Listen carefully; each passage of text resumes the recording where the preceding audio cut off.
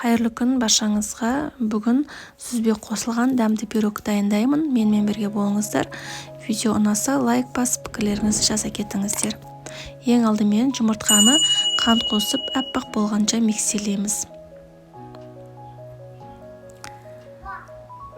Жай скоростан бастап, орташа қатты, ең соңында қатты скоростқа қойып, аппақ болғанша миксерлеп аламыз.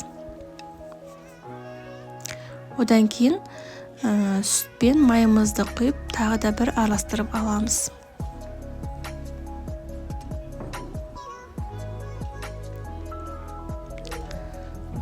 Ұнымызға қопсықшымызды қосып араластырып аламыз.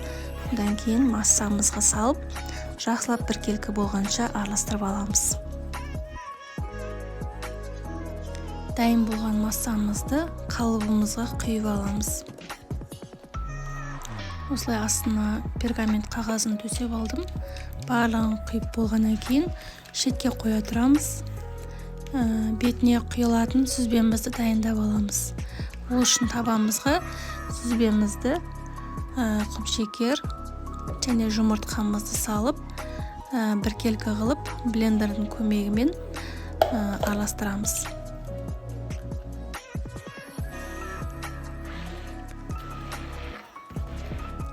Осылай біркелкі болғаннан кейін кондитерлік мешокқа салып, бетіне